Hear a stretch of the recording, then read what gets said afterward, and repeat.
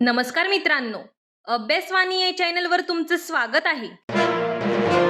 अभ्यासवाणी रोज अभ्यास रोज प्रगती.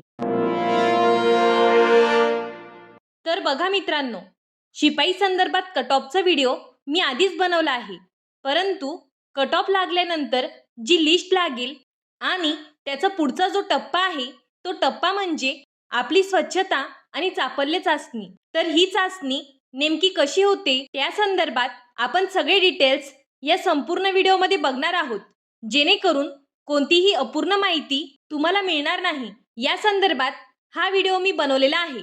तर तुम्ही हा व्हिडिओ शेवटपर्यंत नक्की बघा. ठीक आहे? तर बघा, पुढचा जो टप्पा असतो तो आपला शारीरिक क्षमता आणि विशेषार्हता म्हणजे 10 गुणांची आपली चाचणी असते.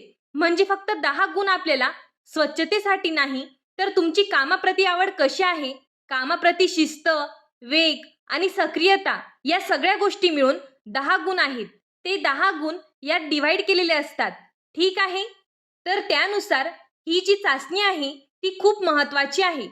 यामध्ये येणारी विविध कामे कोणती असतात हे मी सांगण्याचा प्रयत्न केलाय, जेणेकरून तुम्हाला पुढे जाऊन काहीही प्रॉब्लेम यायला नको. तर सगळ्यात पहिली महत्त्वाची गोष्ट म्हणजे ड्रेस कोड.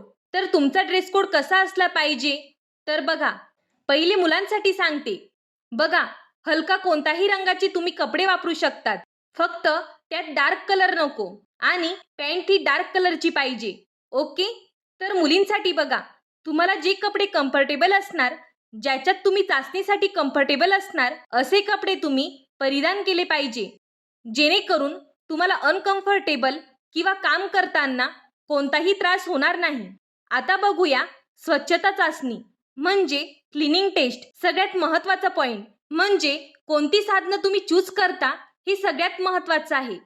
तर याच्यामध्ये बघा, तुम्हाला सांगू शकता तुम्ही टेबल कसा पुसता, तसेच त्याच्यामध्ये तुम्ही कोणता कापड वापरता, ओला कापड वापरता की सुका कापड वापरता, तसेच टेबल पुसण्याची पद्धत तुमची कशी आहे, डेस्कवरून तुम्ही फाईल कशा साईडला करून व्यवस्थित टेबल हा पुसला जातो, सुक्या कपड्याने पुसता की ओल्या कपड्याने पुसता, तसेच तुम्ही डस्टिंग केलेली फायलिंग कशा व्यवस्थित लावतात किंवा तुम्ही जी साफसफाई केली त्या संदर्भात कचऱ्याचे व्यवस्थापन तुम्ही कसं करता या संदर्भात विविध गोष्टी तुम्हाला तिथे विचारल्या जाऊ शकतात. आता पुढचा टप्पा बघा, मैदान किंवा गार्डन स्वच्छता सुद्धा याच्यामध्ये येते.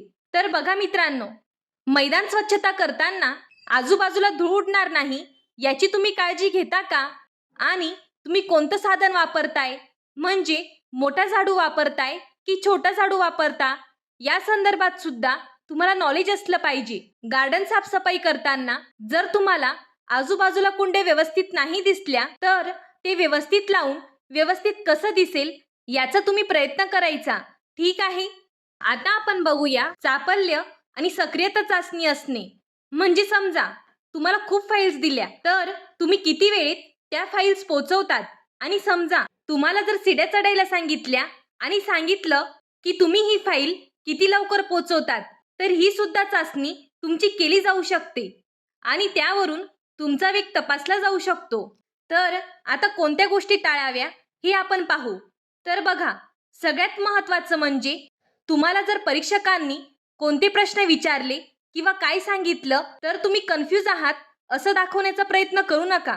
शांतपणे व्यवस्थित त्यांच्या ज्या सूचना आहे त्याचे पालन करा. कपडे जे आहे म्हणजे मी तुम्हाला ते अगोदरच सांगितलं आहे, ते व्यवस्थित तुम्हाला शोभतील आणि पुढच्या व्यक्तीला व्यवस्थित वाटतील असे तुम्ही कपडे घालावे. ठीक आहे? तसेच योग्य साधनांची तुम्ही निवड केली पाहिजे.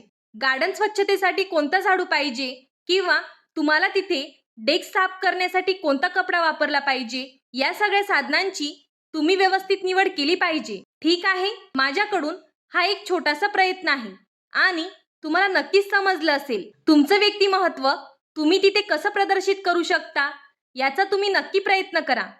अजून या व्यतिरिक्त तुमचे काही डाऊट्स असतील तर ते तुम्ही कमेंट बॉक्समध्ये विचारू शकता. धन्यवाद. अभ्यासवाणी रोज अभ्यास रोज प्रगती.